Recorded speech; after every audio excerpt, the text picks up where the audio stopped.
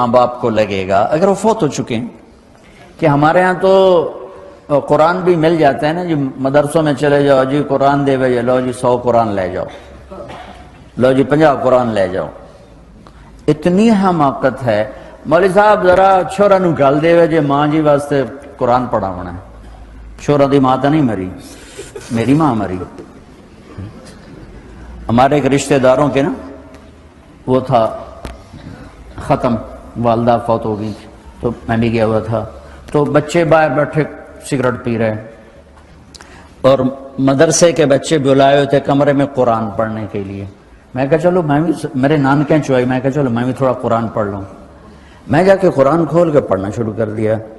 تھوڑی دیر بعد مجھے محسوس ہوا کہ یہ بچے قرآن نہیں پڑھ رہے. میں نے جب دیکھا تو وہ نیچے ایک چھوٹا سا ریڈیو پڑا تھا، اس میں انڈیا پاکستان کا کرکٹ میچ ہو رہا تھا، اس کی کمنٹری چلتی اور وہ سارے وہ سن رہے تھے بیٹھ. اور جب ان میں سے کوئی آ جاتا تو شروع ہو جاتے ذالک الکتاب لا ریب فیہ ھدی للمتقین الذین یؤمنون بالغیب. جب وہ چلے جاتے کیڑا آؤٹ ہوئے، کتنے سکور ہوئے. 1 گھنٹہ یہ تماشا ہوتا رہا اور میں بیٹھا دیکھتا رہا.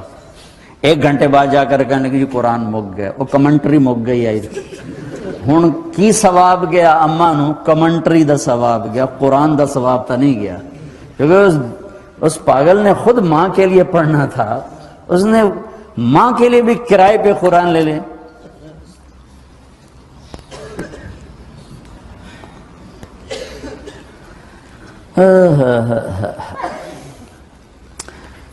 زندہ ہیں دعا لو، مر گئے ہیں ان کے لیے ان کی قبر پہ نہیں جا سکتے ہو. یہاں کی زندگی بہت تیز ہے، کبھی تو جایا کرو، کسی ویکنڈ پہ چلے جایا کرو، کسی اتوار پہ چلے جایا کرو، کسی ہفتے کو چلے جایا کرو، مہینے بعد، 2 مہینے بعد، سال میں 1 دفعہ سے، کہ یہ ان کا حق ہے، ان کا حق ہے. اور ابن القیم رحمۃ اللہ علیہ نے ایک واقعہ لکھا ہے کہ عبداللہ بن مطرف رحمۃ اللہ علیہ نے خواب دیکھا کہ قبریں پھٹیں اور لوگ نکلے اور کوئی چیز ایسے اٹھا رہے ہیں، ایسے اٹھا رہے ہیں، ایسے اٹھا رہے ہیں. ایک آدمی نکلا اور جا کر ایک درخت سے ٹیک لگا کے بیٹھ گیا. یہ اس کے پاس جا کر کہتے ہیں بھئی آپ کون لوگ ہو؟ وہ کہتے ہیں ہم ایمان والے ہیں.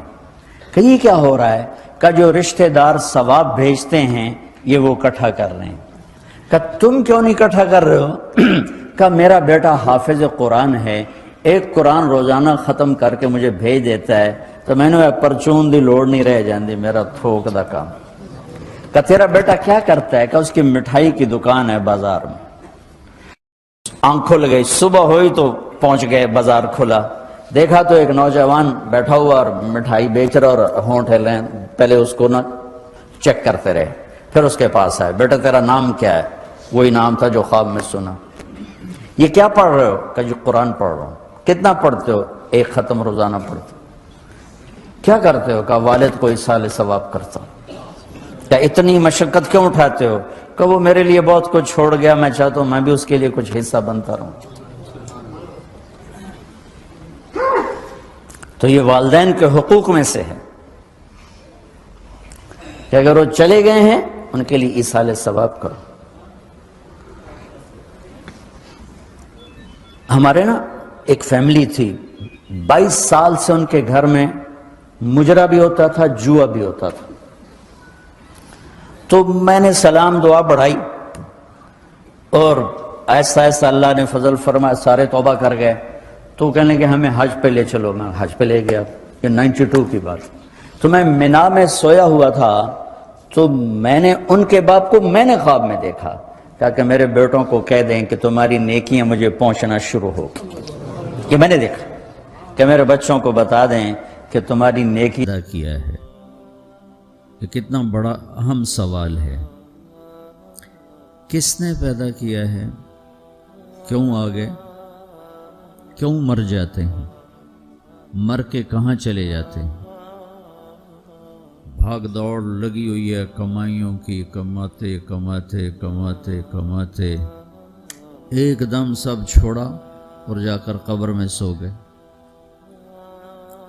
جس سے میتھمیٹک کا قاعدہ ہے کہ بڑے سے بڑے عدد کو 0 سے ضرب دو تو وہ 0 ہو جاتا ہے.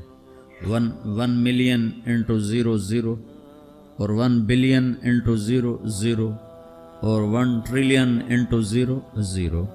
تو بھائیو، جو کچھ آپ بناؤ گے یا میں بناؤں گا، جو کچھ آپ کماؤ گے یا میں کماؤں گا، جب یہ موت سے ضرب کھائے گا تو 0 ہو جائے گا.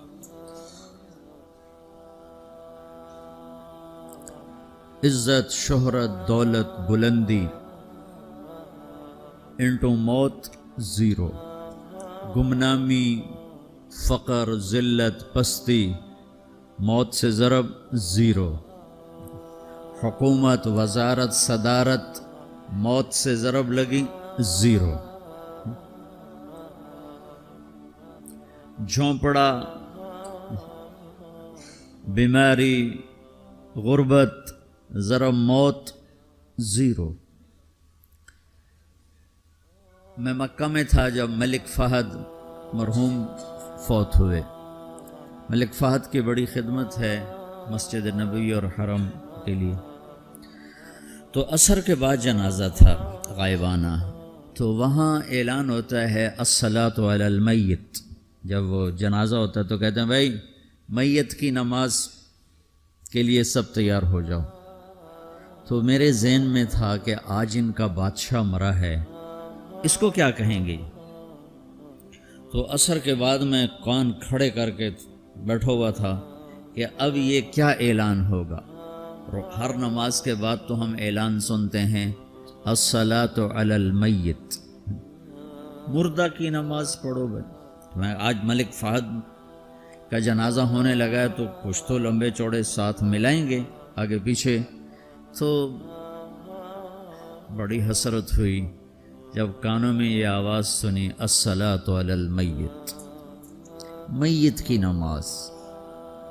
مرتے ہی سارے ٹائٹل اڑ جاتے، وہ ملک ہو، وزیر ہو، مولانا ہو، پروفیسر ہو، ڈاکٹر ہو، انجینئر ہو، لائر ہو، وہ بزنس مین ہو، وہ سائنسدان ہو، لیکن جب موت کے ساتھ ضرب لگتی ہے تو 0 ہو جاتا.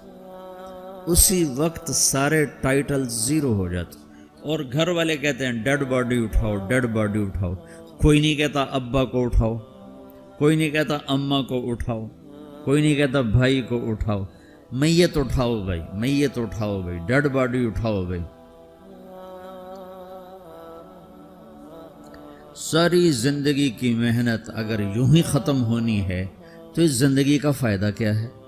اس کمانے کا فائدہ کیا ہے؟ اس بنانے کا فائدہ کیا ہے؟ بنا بنا تھک گئے، کما کما تھک گئے، اور پھر مر کے جا کے اتنی سی جگہ میں جا کے سو گئے. اتنا بڑا گھر بنایا اور آخر میں جا کے اتنی سی جگہ میں جا کے سو گئے. مٹی کی چادر اوڑھی اور مٹی میں مٹی ہو کر قبر کا نشان بھی ختم ہو گیا. سب سے بڑا دنیا کا فتح کرنے والا چنگیز خان گزرا ہے، اس کی قبر کا نشان آج تک معلوم نہیں کہاں ہے.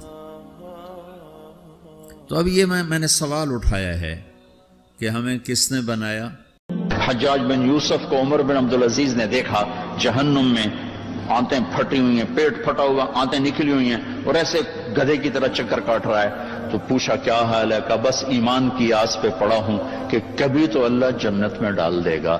اگر ایمان پہ خاتمہ ہو جاتا ہے اور اعمال کا ذخیرہ نہیں ہے تو اللہ کا قانون ہے جہنم. جہنم مردہ جو بتائے نا خواب میں وہ صحیح ہوتا. میرا ایک فرسٹ کزن، جیسے ذمہ داروں کے بچے ہوتے ہیں، ساری زندگی غفلت میں گزار دی، جوانی میں مر گیا. بس وہ نمازیں اس نے پڑھی جو کبھی میں کھینچ کے مسجد میں لے گیا، یا پھر عید کی 2 نمازیں، اس کے علاوہ مجھے یاد نہیں.